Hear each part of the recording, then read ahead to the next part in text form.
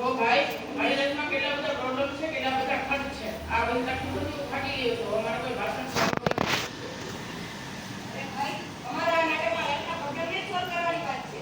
એમ વિચારું છું નાટક જોઈ જ લઉં. હા જુઓ કારણ કે આ છે નવું નાટક, સમસ્યાનું નહીં સમાધાનનું નાટક.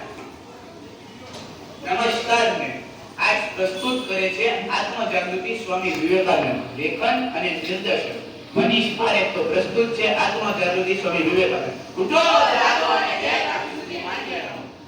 આ પણ એ વિચાર આજના યુગમાં થોડું ચાલે. અત્યારે તો ઇન્સ્ટાનો જમાનો છે. સ્વામી વિવેકાનંદના વિચારોનું અત્યારે શું કામ? એ જ આપણે જાણવાનું હોય ચાલો આપણે એ જ જોઈએ. આ બોરિંગ લાઈફથી તો કંટાળી ગઈ છું. આખો મહિનો ગાડીના ભાડે જેમ ફરતા રહેવાનું, કોઈ દિશા નહીં, કોઈ હેતુ. સારી વાત જવા દે દેવર્ષી. મારી પાસે પૈસા છે, ગાડી છે, બંગલો છે, બધું જ છે. છતાંય કઈ ખૂટે. હું સમાજ સેવા કરું છું, લોકોની મદદ કરું છું. લોકો બદલતા જ નથી, લોકો મારી વાત સાંભળવા માંગતા જ નથી. અને મને તો એ પણ નથી ખબર કે હું શું કરવા માંગુ છું. કોલેજ, કરિયર કે મેરેજ, બધાને ખબર નથી. હું ખોવાઈ ગઈ છું. હું ભણી ભણી કંટાળી ગયો છું. તમારી આ પરિસ્થિતિનું કારણ એક જ છે કે બહારની દુનિયામાં એ સુધી રહ્યા છો તો ખરેખર તો તમારી અંદર જ છુપાયેલું છે. તમે કોણ છો? સ્વામી વિવેકાનંદ? ના, હું તમારો અંતરાત્મા છું. તમારી અંદર છુપાયેલી શક્તિનો અવાજ છે. જુઓ મેં જેજી છે, જેજી છે એમ આ બધી વાતોમાં ઇન્ટરેસ્ટ નથી. હા, એટલે જ તો તમે ભટકી રહ્યા છો. સત્ય છે તેને સમજવા તૈયાર નથી. પણ સ્વામીજી મને કઈ યાદ રહેતું નથી. હું ગમે તેટલું સિલેબસ નથી માંગુ પણ હિંસામાં બધું જ ઉડાઈ જાય છે અને ઓછા માર્ક આવે છે. હું ટ્યુશનમાં પણ જાઉં છું તોય કંઈ ફરક પડતો નથી. એનું કારણ એ છે કે બધું શીખવાને બદલે બધું મોકલી રહ્યું છે. શિક્ષણનું અર્થ કેવળ પુસ્તકીય જ્ઞાન છે. શિક્ષણ એટલે માણસમાં રહેલી પૂર્ણતાનું પ્રગટીકરણ. એટલે મેનિફેસ્ટેશન ઓફ કોમ્પ્લીટનેસ. જો તમે 5 વિચારોને બરાબર પચાવ્યા હોય તો તમારું જીવન અને ચારિત્ર્યમાં ઉતાર્યા હોય તો જે માણસ સાથે લાઇબ્રેરી બુક માની છે તેના કરતાં તમે વધુ જોઈએ.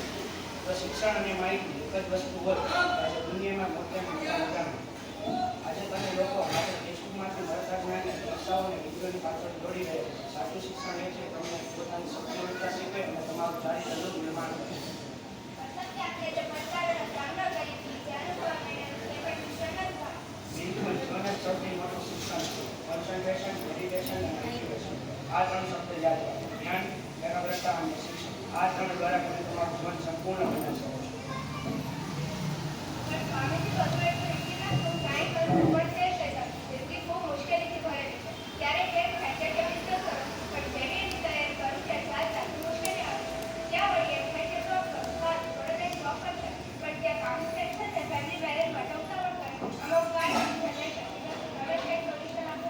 કોઈ પણ એક વિચારને પકડો, તેને તમારું જીવન સર્વસ્વ બનાવો. તેના વિશે વિચાર કરો અને તેનાથી પકડો. સફળતાનો આ જ માર્ગ છે. અને આ જ માર્ગને મોટા મહાન આધ્યાત્મિક કૃતિઓ આપે છે. પણ મારામાં કોન્ફિડન્સ જ નથી. કોન્ફિડન્સ, સેલ્ફ કોન્ફિડન્સ જ સૌથી વધારે ઇમ્પોર્ટન્ટ છે. હા મને હજુ યાદ છે. હું મારા વિચારોને શ્રદ્ધા આપું છું પણ બીજા લોકોને મારા વિચારોને શ્રદ્ધા ન હોય તો હું શું કરું? શ્વાસ અને શ્વાસ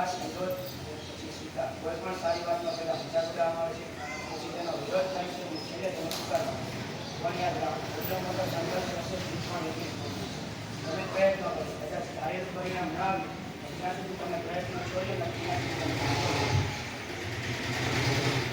સરસ ટ્રેનર પર પાછી જેસી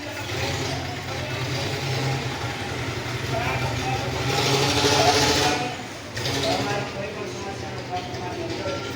બહારના લોકો તમારી સમસ્યા ખરેખર સમસ્યા જ નથી. તમારી પાસે ધન સંપત્તિ છે પણ આત્મસંતોષ નથી. કારણ કે તમે ભૌતિક વસ્તુની પાછળ દોડવા એ ન્યાય એટલે બીજાના સુખમાં જ તમારું સુખ છુપાયેલું છે. તમારી આસપાસ અનેક લોકો દુઃખી હોય તેમને પહેલા સુખી કરો. સુખનો આપોઆપ પ્રતાપ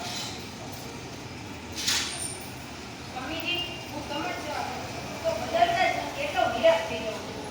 તમે લોકોને બદલાવવાની કોશિશ કરો છો એ જ તમારી સૌથી મોટી ભૂલ. પહેલા તો તમે ખુદ બદલો અને સુધરો. તમારું જીવન એવું બનાવો કે તમને જોઈને બીજા લોકો તમારી પાસેથી પ્રેરણા રાખે. પણ આટલી બધી સમસ્યા, અજ્ઞાનતા, અન્યાય, ગરીબી, સમસ્યાઓ બધી જગ્યાએ છે ચેતનની પણ સમાધાન નથી. આપણી અંદર સેવાનો અર્થ માત્ર દયા દેખાડી નથી. Everything is possible when you believe in yourself. પણ યાદ રાખો, બિલીવ ધેટ ઇઝ ઇટ. દરેક વ્યક્તિની સેવા કે પ્રભુની સેવા દુનિયામાં સંભવ થતું જ નથી. આ બધી આશ્રય પાછળ કરે છે. કોની જેમ એવી જ છે. અને ઓફિસ, કામ, ફેમિલી બધું જ સંભાળવું પડે. આખો મહિનો પાણીના બળદની જેમ ફરતા રહેતા. કોઈ દિશા નહીં કોઈ નથી. બીજા તો તમે એમ કહો છો કે આધ્યાત્મિકતા એટલે ઘર છોડીને જંગલમાં જવાનું. કરાય નહીં. આધ્યાત્મિકતા એ તમારા રોજિંદા જીવનમાં ઉતારવાનું. કેવી રીતે? દરેક કાર્યને સંપૂર્ણતાથી કરો. કોઈ પણ વાત કરતા હો તો રસ્તે બનાવો. બીજી એકાગ્રતા. આજે વર્તમાન ક્ષણમાં કરો. ભૂતકાળમાં ખોવાય નહીં. ભવિષ્યની ચિંતામાં અને તમારું મન ધ્યાન કરો. એટલે આધ્યાત્મિકતા અને આધુનિકતા બંને સાથે ચાલી શકે છે. સાચી આધ્યાત્મિકતા એ તમારી પછીની આંગળી વાપરવા. ટેકનોલોજી વાપરો પણ એમના ગુલામ બનો. મારા મિત્રો, ઉઠો, જાગો, આળસ અને નિરાશ છોડો. એ માત્ર વ્યક્તિગત સુખ સમૃદ્ધિ માટે નહીં પણ રાષ્ટ્રના કલ્યાણ માટે પણ હોવી જોઈએ.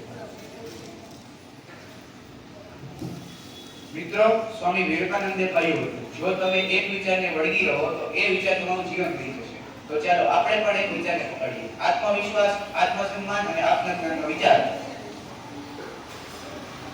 હવે મને સમજાયું કે હું કેમ અટકતી હતી. મારે મારી અંદરની શક્તિ શોધવાની જરૂર છે. મારી પાસે બધું હોવા છતાં હું કરી દઉં પણ હવે હું સમજ્યો કે સંપત્તિ સાથે બરાબર હોવું પણ જરૂરી છે. હવે હું લોકોને બદલવાની બદલે પહેલા પોતાને બદલીશ અને ઉદાહરણ બનાવીશ. મને મારો રસ્તો મળી ગયો. શિક્ષણ માત્ર ગોખર પાટી નહીં, જીવનનું દરેકના શિક્ષણ છે. મિત્રો, તો આજે આપણે સ્વામીજીના વિચારને સમજ્યા. શું આ વિચારો આજના યુગમાં પ્રસ્તુત છે?